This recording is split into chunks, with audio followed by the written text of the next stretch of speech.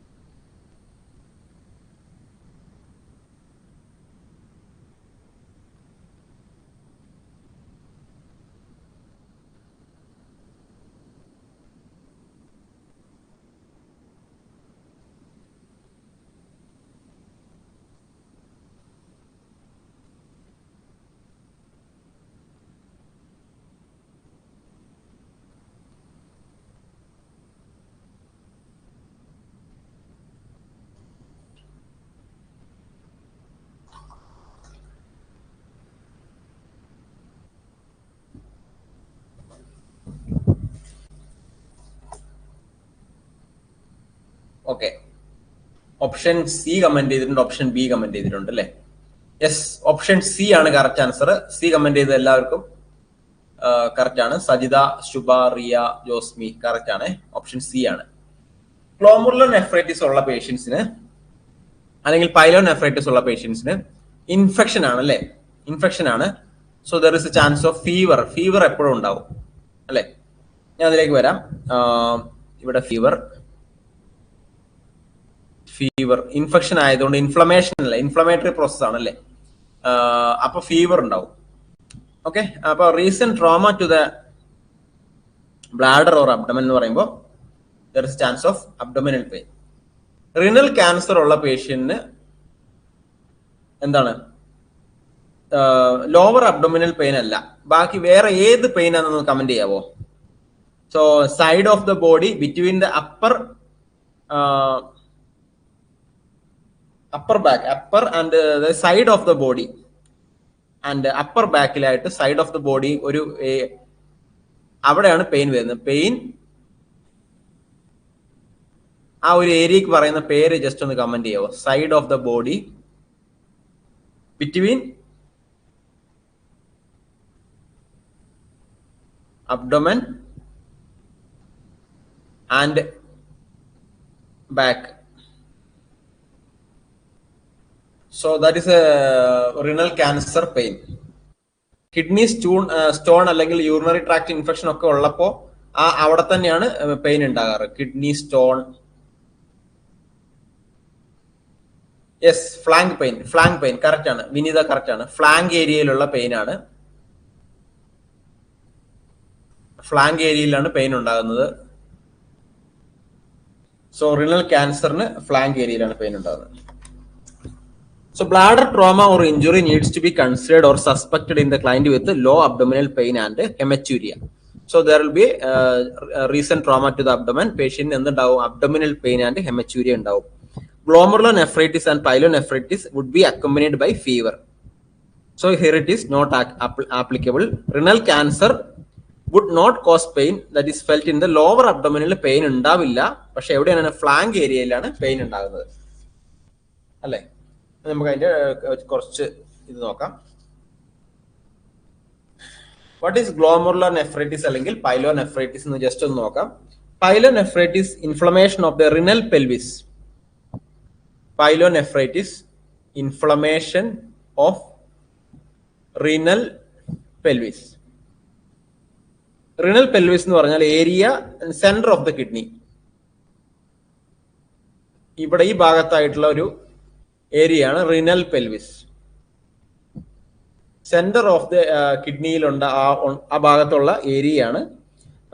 That is the centre of the kidney, renal pelvis. Inflammation of the renal pelvis and the parenchyma commonly caused by bacterial invasion. അല്ല, inflammation of the renal pelvis caused by bacterial invasion ആണ്, അല്ലെങ്കിൽ renal പാരൻകൈമയിലുള്ള inflammation ആണ്. So pyelonephritis always bacterial contamination of the urethra.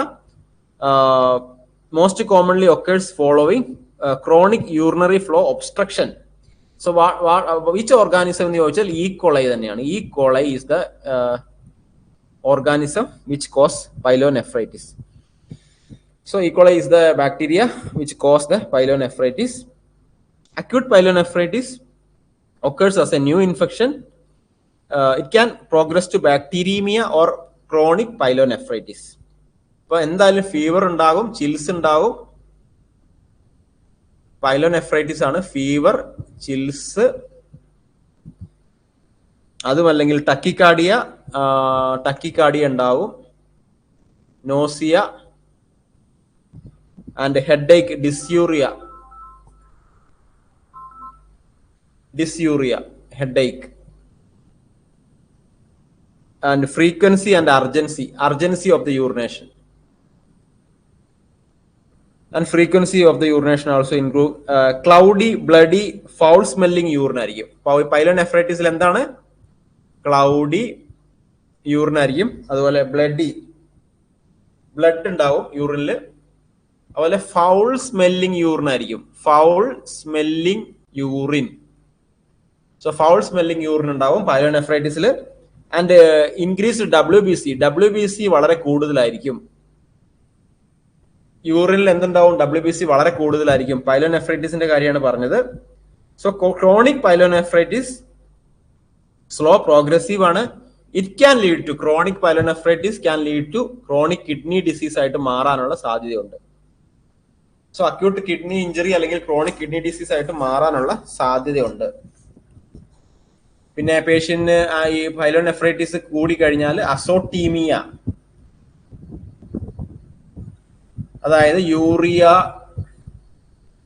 Creatine ഒക്കെ, blood urea nitrogen ഒക്കെ ബ്ലഡിൽ കൂടാനുള്ള സാധ്യതയുണ്ട്. ക്രിയാറ്റിന്റെ അളവൊക്കെ ബ്ലഡിൽ കൂടാനുള്ള സാധ്യതയുണ്ട്. Pus in the urine, pyuria and poor urine concentrating ability and proteinuria, pyuria. ഇതൊക്കെ ഞാൻ ഈ പച്ചൽ എഴുതുന്ന മുഴുവൻ ഞാൻ പൈലോനെഫ്രൈറ്റിസിനെ കുറിച്ചാണ് എഴുതിയിരിക്കുന്നത്. ആൻഡ് നമ്മൾ എന്ത് ചെയ്യണം? വൈറ്റൽ സയൻസ് മോണിറ്റർ ചെയ്യണം. And encourage the fluid intake. Patient എന്ത് ചെയ്യണം? മാനേജ്മെന്റ് ആണ് ഇവിടെ എഴുതുന്നത്. നിങ്ങൾ എപ്പോഴും വീഡിയോ കണ്ടിട്ട് വേണം ഇത് വായിക്കാൻ, അല്ലെങ്കിൽ നിങ്ങൾക്ക് മനസ്സിലാകത്തില്ല. ഞാൻ ഇങ്ങനെ എഴുതുമ്പോഴേ വീഡിയോ കണ്ടതിന് ശേഷം നിങ്ങൾ വായിച്ചാലേ നിങ്ങൾക്ക് മനസ്സിലാവുള്ളൂ. Management fluid intake 3000 ml per day. Fluid intake 3000 ml per day to reduce the fever and prevent dehydration. Dehydration prevent ചെയ്യാൻ വേണ്ടിയാണ്. And monitor intake and output. Output minimum 1500 ml വേണം. Output minimum 1500 ml per day. Monitor, weight monitor ചെയ്യണം. അതുപോലെ adequate rest കൊടുക്കണം. ക്ലയന്റിന് high calorie low protein diet കൊടുക്കണം. High calorie low protein diet കൊടുക്കണം ക്ലയന്റിന് with pyelonephritis. High calorie low protein diet. അപ്പൊ analgesics വേണ്ടി വരും, ആന്റിപയററ്റിക്സ് വേണ്ടി വരും, ആന്റിബയോട്ടിക്സ് വേണ്ടി വരും. And monitor the signs of CKD, chronic kidney disease ഉണ്ടോന്ന് എപ്പോഴും നമ്മൾ ക്രിയാറ്റിൻ, യൂറിയ മോണിറ്റർ ചെയ്തുകൊണ്ടിരിക്കണം കേട്ടോ. ഗ്ലോമെറുലോനെഫ്രൈറ്റിസ് ഞാൻ വേറൊരു ഇതിൽ എഴുതാം, ചെറുതായിട്ട് എഴുതാം. ഗ്ലോമെറുലോനെഫ്രൈറ്റിസ് ഞാൻ ഈ വയലറ്റിൽ എഴുതിയിരിക്കുകയാണ്. Inflammation of the inflammation of the glomeruli അല്ലെങ്കിൽ kidney. Inflammation of the kidney തന്നെയാണ് ഗ്ലോമെറുലോനെഫ്രൈറ്റിസ്. ഫിൽട്രേറ്റിംഗ് പാർട്ടിന് inflammation of the filtrating part അല്ലെ, നമ്മുടെ കിഡ്നിയിലുള്ള ഫിൽട്രേറ്റിംഗ് പാർട്ടിനുള്ള ഇൻഫ്ലമേഷൻ ആണ്. അപ്പൊ എന്തുണ്ടാവും, ഈ പറഞ്ഞ സംഭവങ്ങളൊക്കെ ഉണ്ടാവും. BP കൂടുതലായിരിക്കും. അതുപോലെ ഫീവർ, ഹെമച്യൂരിയ, പ്രോട്ടീനൂറിയ എല്ലാം ഉണ്ടാവും. ഫീവർ ഉണ്ടാവും, നോസിയ, വോമിറ്റിംഗ്, ഫ്ലൂ ഉണ്ടാവും. പേഷ്യന്റ് കോംപ്ലിക്കേഷൻ ആയിട്ട് CKD, പൾമണറി എഡിമ വരുന്നത് BP കൂടിയിട്ട് പൾമണറി എഡിമ വരാനുള്ള സാധ്യതയുണ്ട്. ഗ്ലോമെറുലോനെഫ്രൈറ്റിസിൽ BP കൂടിയിട്ട് പൾമണറി എഡിമ. അപ്പൊ സാൾട്ട് കുറയ്ക്കണം, പിന്നെ ഫാറ്റ് കുറയ്ക്കണം, പ്രോട്ടീൻ കുറയ്ക്കണം, ഫ്ലൂയിഡ് കുറയ്ക്കണം. ഇങ്ങനെയുള്ള കാര്യങ്ങളൊക്കെ ഗ്ലോമെറുലോനെഫ്രൈറ്റിസിൽ ചെയ്യണം. ഓക്കെ,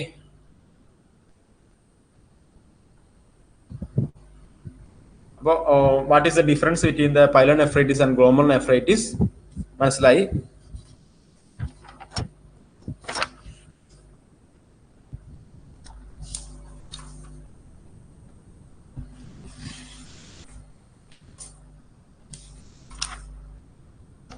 ഓക്കെ, ഞാൻ നേരത്തെ ഇവിടെ പറഞ്ഞ കുറച്ചും കൂടെ കാര്യങ്ങൾ ഒന്നും കൂടെ ശരിയാക്കി തരാം. ഞാൻ ഈ ഇവിടെ പറഞ്ഞപ്പോഴേ, അതായത് ഞാൻ പറഞ്ഞില്ലേ, ലെഫ്റ്റ് ലാറ്ററൽ പൊസിഷൻ നമ്മൾ കടത്തും. പേഷ്യന്റിന് പൾമണറി എംബോളിസം വരുന്ന സമയത്ത് പേഷ്യന്റിനെ റൈറ്റ് സൈഡ് അതായത് പേഷ്യന്റിനെ കടത്തുന്നത് ട്രെൻഡൽബർഗ് പൊസിഷനിലായിരിക്കും, അല്ലെങ്കിൽ ലെഫ്റ്റ് ലാറ്ററൽ പൊസിഷനിലായിരിക്കും അല്ലെ. ലെഫ്റ്റ് സൈഡ് താഴെയായിട്ട് കിടക്കുന്നത്. അപ്പൊ നമുക്ക് ഈ ട്രെൻഡൽബർഗ് പൊസിഷൻ നമുക്ക് ലോവർ അബ്ഡോമിനൽ സർജറിക്ക്, അതുപോലെ ഗൈനക് സർജറിക്ക് ഒക്കെ നമ്മൾക്ക്, അതുപോലെ സെൻട്രൽ വീനസ് കത്തീറ്റർ ഇടാൻ വേണ്ടിയൊക്കെ എടുക്കുന്ന പൊസിഷനാണ് ഈ Trendelenburg position. So gynaec procedure, lower abdominal surgery. Okay, so നമ്മളിവിടെ കടത്തുന്നത്, ഈ ലെഫ്റ്റ് ലാറ്ററൽ പൊസിഷൻ കിടക്കുന്നത് to prevent the air travelling through the right side of the heart അല്ലെ. ഈ റൈറ്റ് സൈഡ് ഓഫ് ദ ഹാർട്ടിലൂടെ എയർ ട്രാവൽ ചെയ്യാതിരിക്കാൻ വേണ്ടിയാണ് ഈ പൊസിഷൻ കടത്തുന്നത് കേട്ടോ. സോ അത് പൾമണറി ആർട്ടറിയിലേക്ക് കടന്നിട്ട് റൈറ്റ് വെൻട്രിക്കുലർ ഒബ്സ്ട്രക്ഷൻ ഒക്കെ വരാനുള്ള സാധ്യതയുണ്ട്. അപ്പൊ അതുകൊണ്ടാണ് ജസ്റ്റ് പറഞ്ഞതേ ഉള്ളൂ. നേരത്തെ ഞാൻ പറയാൻ വിട്ടുപോയതാണെങ്കിൽ ഒന്ന് പറഞ്ഞതേ ഉള്ളൂ. Okay,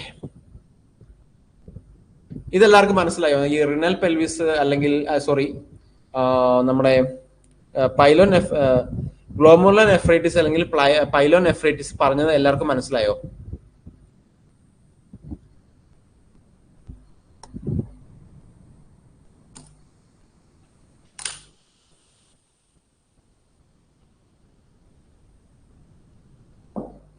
So foul smelling urine, chills, urgency,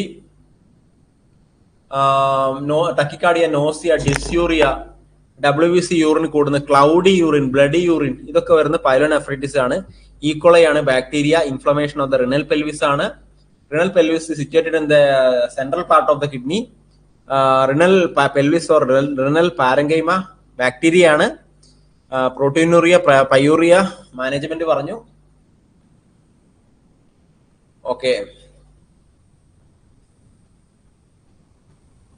so നമുക്ക് അടുത്ത ക്വസ്റ്റ്യനിലേക്ക് പോവാം അല്ലേ.